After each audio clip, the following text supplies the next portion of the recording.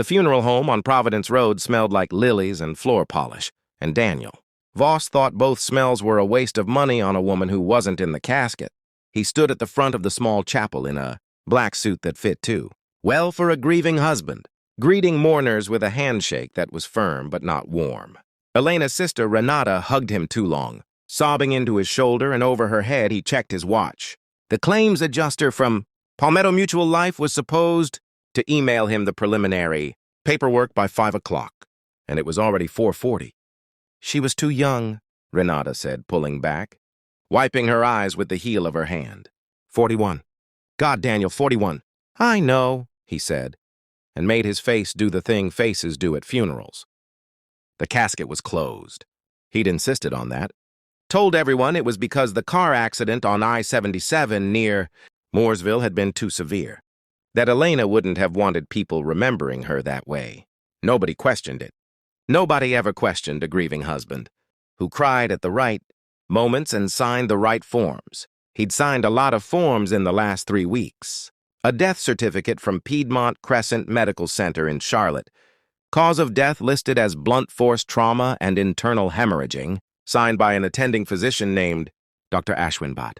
A claim form for a $2.4 million life insurance policy he'd quietly increased 18 months earlier, back when Elena was still asking him why they needed that much coverage, and he was still telling her it was for the kids they didn't have yet. A petition to the Mecklenburg County Clerk of Court to begin probate on her estate. Every form had his signature on it. Confident, unhurried, the same signature he used on business contracts. He was good at signing his name to things that weren't true. He'd been doing it in smaller ways for years.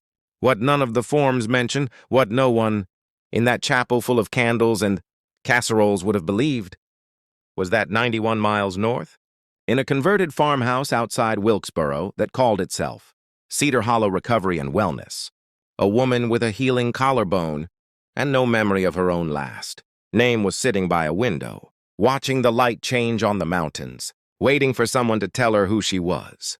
Her name was Elena Voss, and she was not dead. Dr. Maya Ellison had been chief executive, officer of Piedmont Crescent Medical Center for 11 days when she found the folder that didn't make sense. She'd taken the job knowing the hospital had problems, declining patient satisfaction scores, a nursing shortage, an aging East Wing that still had fluorescent tube lighting from the Clinton administration. What she hadn't expected, on only her second Friday, was to be handed a stack of Joint Commission accreditation files by her compliance officer, a soft-spoken man named Curtis Amanqua, and told that something in the mortality records didn't line up. It's probably nothing, Curtis said, setting the folder on her desk like he wasn't sure it belonged there. But I've been doing this 18 years, and nothing doesn't usually feel like this. Maya had trained at Duke, done her residency in Atlanta, and spent 6 years running quality improvement at a hospital system in Richmond before Piedmont Crescent's board recruited her. She had a reputation, earned, she liked to think, for reading files other people skimmed. The file was for a patient named Elena Voss, admitted 3 weeks earlier, following a single-vehicle collision on I-77, south near the Mooresville exit. Cause of death, blunt force trauma, internal hemorrhaging. Time of death, 2:47 a.m., attending physician of record, Dr. Ashwinbhat. So what's the problem? Maya asked. Curtis slid a second document across the desk, a staffing roster. Dr. Bhatt was in Aspen that week. Emergency medicine conference. He flew out of Charlotte Douglas on the 9th and didn't fly back until the 14th. The patient died on the 11th. Maya read it twice. Could someone else have signed under his name? A resident maybe using his credentials because he wasn't available? That happens sometimes informally. And it's sloppy, but it's not usually criminal, Curtis said. But look at the signature itself. He pulled a third page, a scanned copy of the certificate, the kind that got filed with the county registrar. Compare it to his signature on file. They didn't match. Not close. Dr. Bott's real signature was a jagged scrawl, barely legible, the kind you'd expect from a man who wrote 40 of them a day. The signature on Elena Voss's death certificate was neat, careful, like someone had practiced it. Maya sat back in her chair, feeling the particular cold that comes from realizing a building you're Responsible for might be sitting on top of something rotten. Who else had access to sign off on a death certificate that night? Curtis hesitated. There's one more thing. I pulled the overnight ICU log for the 11th. There's no record of a patient named Elena Voss ever occupying a bed that night. There's a Jane Doe, admitted at 11:52 p.m. after the same accident, single vehicle, I-77 near Mooresville, treated for a fractured collarbone and a concussion, stabilized and transferred. Out at 6 a.m. the next morning to a private rehabilitation facility. Family arranged the transfer directly. No name on the transfer order except an initial, D. Transferred where? Cedar Hollow Recovery and Wellness. It's up near Wilkesboro. Maya looked at the two files side by side. One for a dead woman, one for an unnamed woman with the exact same accident. The exact same night, the exact same stretch of highway, and felt the specific, quiet dread of someone who has just realized she is the only person standing between a lie and the world, believing it. Get me everything on this Jane Doe transfer, she said, and find out who requested it. Elena had learned to measure days by the light on Stone Mountain, the way it came in low gold through the recovery room window, in the mornings and burned orange, behind the ridge in the evenings. Nobody at Cedar Hollow called it Stone Mountain. Nobody at Cedar Hollow called it much of anything. She'd asked twice what mountain that was and gotten two different answers. She remembered fragments. A yellow kitchen, the smell of cut grass, a wedding ring on her left hand that felt like it belonged to someone else's marriage. She remembered a voice, a man's voice, low, telling her that she'd been in an accident, that her memory would come back slowly, that she needed to rest and not ask too. Many questions because agitation slowed the healing. The man visited on Tuesdays. He called himself Daniel and said he was her husband, and something about the way he said husband made her stomach fold in on itself, though she couldn't have told you why. He brought her nothing. No photographs, no wedding album, no old sweater that might smell like home.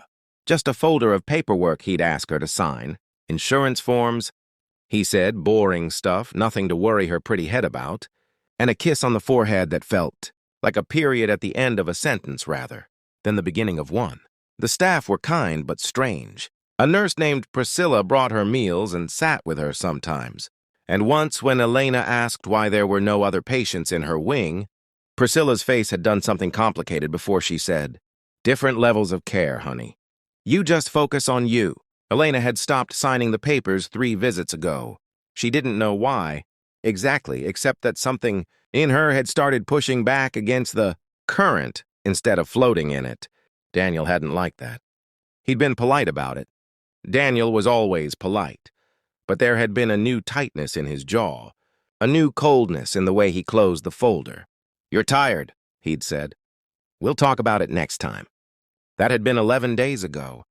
He hadn't come back. Tonight, watching the mountain go from gold to orange to gray, Elena did something she hadn't done since she woke up in this place. She got out of bed, walked to the small writing desk in the corner of her room, and picked up the pen the facility provided for. Crossword puzzles and thank you notes to family who never visited. She didn't know her middle name. She didn't know what state she'd grown up in, or whether she had children, or what her job had been before the accident that had apparently taken all of it from her.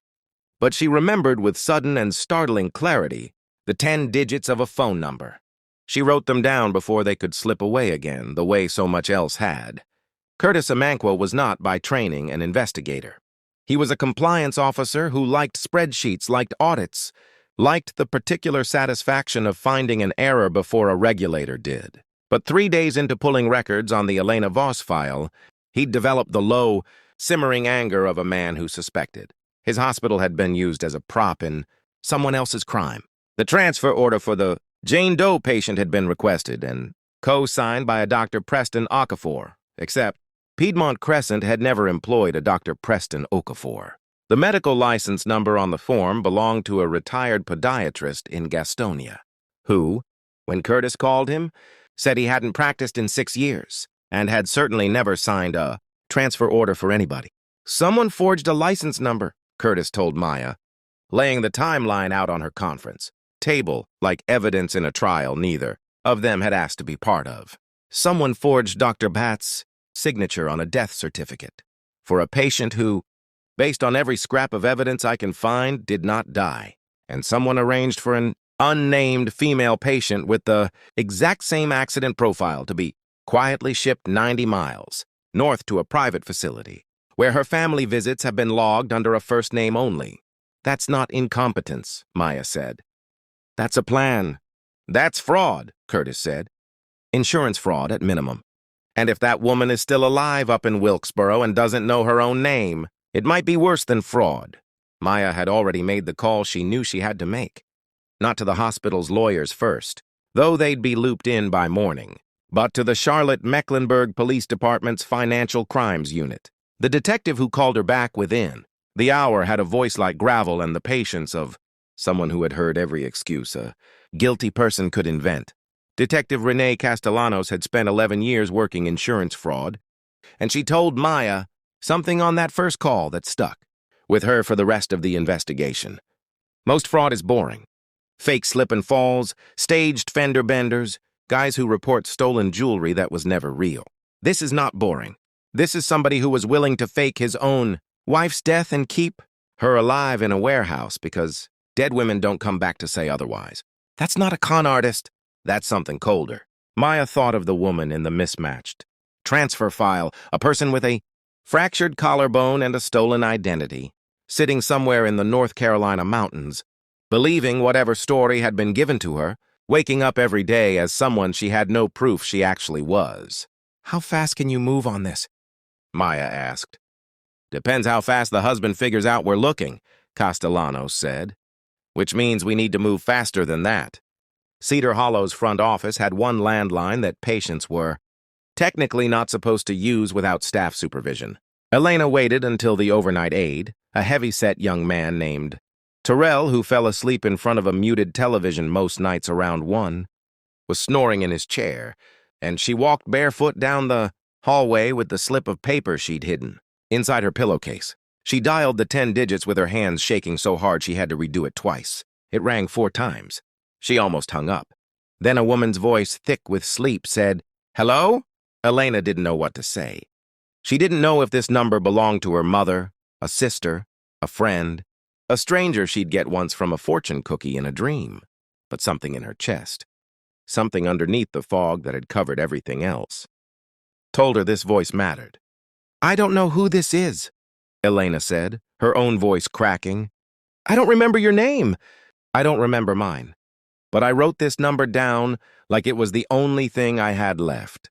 And I think that means something." There was a long silence on the other end. Then the woman started to cry, and through the crying she said, "Elena? Oh my God.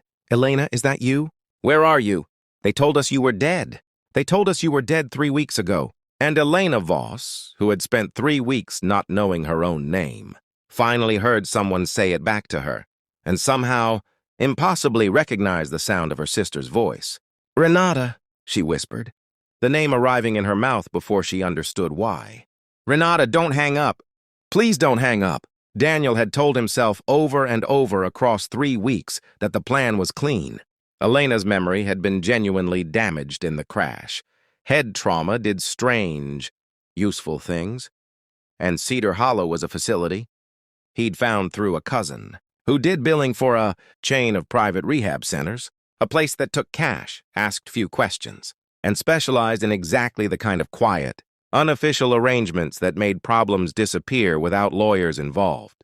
The dead woman in the closed casket had actually been a Jane, Doe from the same accident scene, a homeless woman named Carol Jean Hutto who'd been sleeping in her car near the exit ramp when Elena's Subaru clipped her at 72 miles an hour.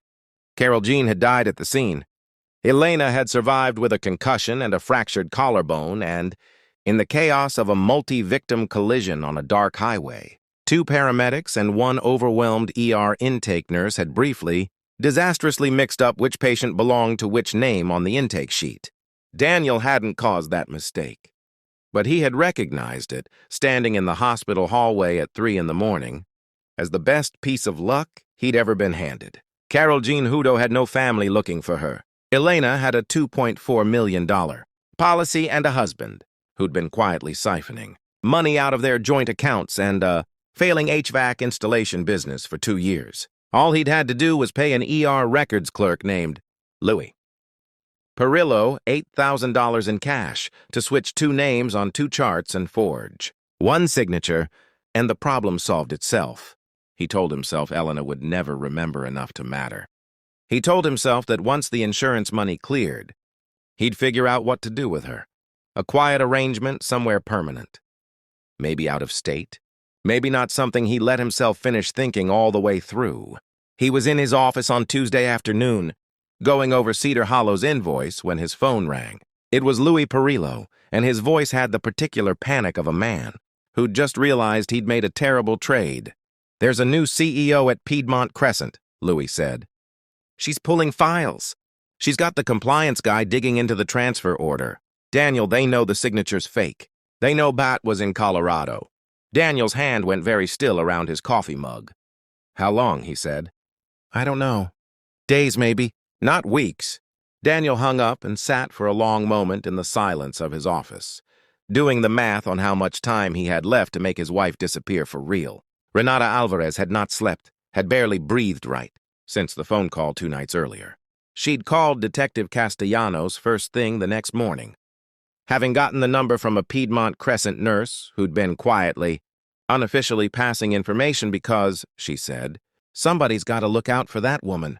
And it isn't going to be the people who put her there. Castellanos had told her in no uncertain terms not to go to Cedar Hollow alone.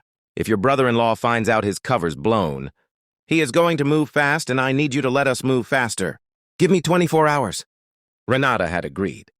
And then at 6 the next morning, unable to sit in her apartment doing nothing, while her sister sat 90 miles away believing she had no family in the world. She'd gotten in her car anyway. The drive up Highway 421 toward Wilkesboro took just under 2 hours, past the outlet malls of Hickory and the low, folding hills that turned into the first real foothills of the Blue Ridge. Renata gripped the wheel the whole way, rehearsing what she'd say, half terrified Daniel would already be there, half terrified. He wouldn't be, and she'd walk into a building full of people paid to lie to her. Cedar Hollow Recovery and Wellness turned out to be a converted farmhouse, with a newer clinical wing bolted onto the back of it, tucked at the end of a gravel road with a discreet wooden sign that could have belonged to a bed and breakfast. Renata parked, hands shaking, and walked in. The woman at the front desk, not Priscilla, someone new told. Her visiting hours didn't start until 10, and could she come back? "My sister is a patient here," Renata said. "Elena Voss, except I don't think that's the name you have for her." The woman's face changed in a way that told Renata everything she needed to know. "I'd like to see her," Renata said. "Now, or I'm calling the police, who already have this facility's transfer paperwork, and are already asking questions about a Dr. Preston Okafor who doesn't exist." 15 minutes later, in a small recovery room with a window facing a mountain, Elena had been calling Stone Mountain without proof. 2 sisters who hadn't seen each other in 3 weeks. That felt like 3 years held on to each other and didn't let go for a long, long time. "He's coming," Elena said finally, pulling back, her eyes wet and clear and afraid. "Renata, if he finds out I remember anything, if he finds out you are here, then we're leaving right now," Renata said. "Get your shoes." They almost made it. Renata had Elena in the passenger seat of her Honda, gravel spitting under the tires as she pulled out of Cedar Hollow's lot, when a silver Ford F-150 turned in off the county road, and even at a distance, even after 3 weeks of not remembering her own middle name, Elena knew the shape of that truck the way you know a nightmare from the inside. "That's him," she said. Renata didn't slow down. She hit the gas, swung the Honda around the truck's front bumper with 6 inches to spare, gravel rattling against the undercarriage, and Daniel's truck fishtailed as he stood on the brakes and spun to follow them. "Call Castellanos," Renata said, throwing her phone into Elena's lap. "Speed dial 2, now." Elena's hands were shaking too hard to hit the button cleanly, but she managed it on the second try, and Detective Castellanos' voice came through the speaker, sharp and immediate, like she'd been waiting by the phone. "Talk to me." "He's behind us," Renata shouted over the engine. Highway 421 heading south out of Wilkesboro. We just left Cedar Hollow. He's right behind us in a silver truck. I've got a unit 8 minutes out, Castellanos said. Do not stop the car. Do not pull over for him no matter what he does. Keep driving toward Wilkesboro Town Center. There's a highway patrol substation off Main Street. Aim for that. The next 6 minutes were the longest of Elena's short, scrambled memory. Daniel's truck rode their bumper through 2 curves, close enough that Elena could see his face in the side mirror. Not angry, not wild, but flat and calculating in a way that frightened her more than rage would have. He wasn't a man losing control. He was a man running numbers, deciding what he could still get away with. He tried to pass them on a short straightaway before a bridge over the Yadkin River, swinging the truck into the oncoming lane, and Renata jerked the wheel right, tires screaming onto the shoulder, gravel and dust exploding around them, and for one sick, weightless second, Elena thought they were going into the guardrail. They didn't.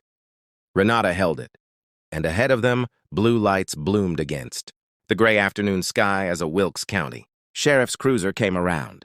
The bend from the opposite direction, followed by a second car close behind it. Daniel's truck slowed, then stopped. Then, after a moment that felt like it lasted an hour, he put both hands very visibly on the wheel.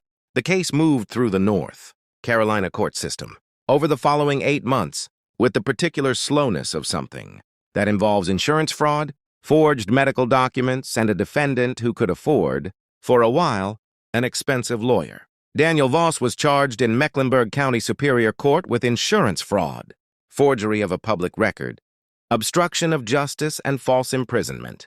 Luis Perillo, the records clerk, pled guilty early and testified against him in exchange for a reduced sentence. The $8,000 in cash, it turned out, hadn't been enough to buy loyalty, once federal wire fraud.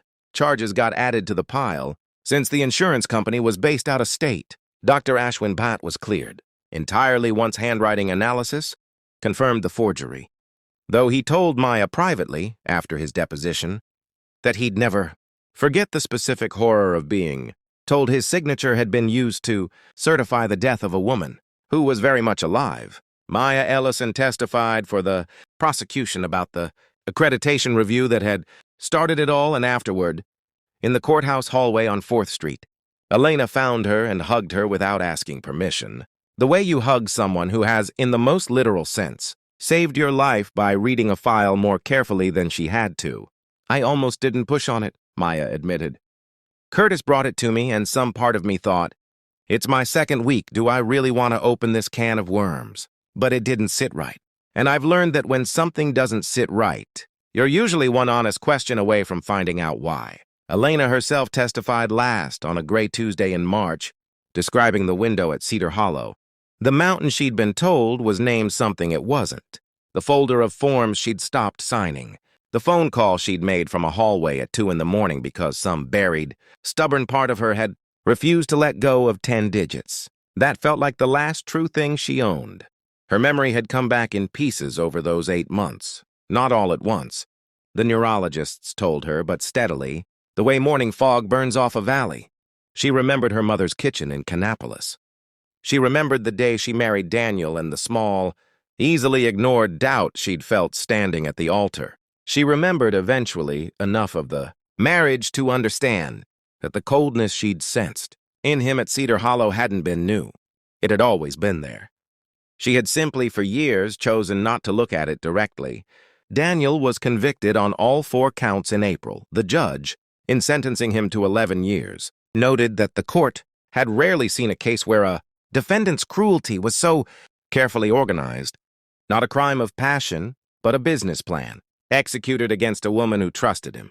A year later, Elena stood on the back porch of a small rental house in Davidson, North Carolina, watching the sun go down over Lake Norman instead of a mountain in Wilkes County, and thought about how differently light could feel, depending on whether you were free to leave. She'd moved in with Renata for the first 4 months after the trial, relearning how to trust her own memory, how to sleep through a night, without waking certain someone was standing in the doorway. She'd started seeing a therapist in Cornelius who specialized in trauma recovery, and some weeks the work of it exhausted her more than the accident itself had. She'd gone back to her old job at a landscape architecture firm in Huntersville part-time, then full-time, relearning the specific satisfaction of drawing a garden that would actually exist someday in a place she'd actually get to see. She still didn't remember everything.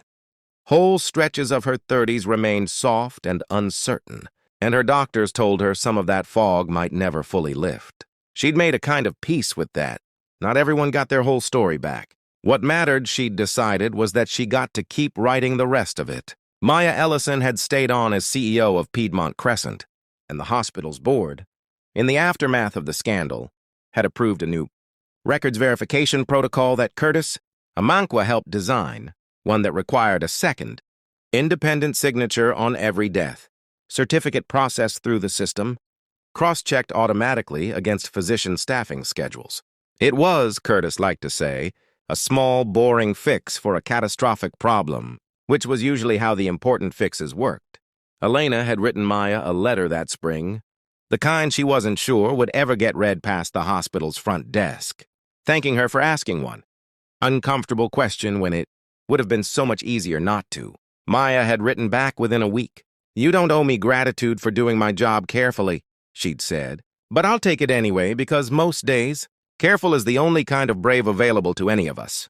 Renata visited most Sundays now, and they'd started a small, unspoken ritual of driving up 421 together once a season, not to Cedar Hollow, which had been shut down and its license revoked, but to a diner near Wilkesboro where they'd eat pancakes and watch the same mountains. Elena had once stared at not knowing their name or her own.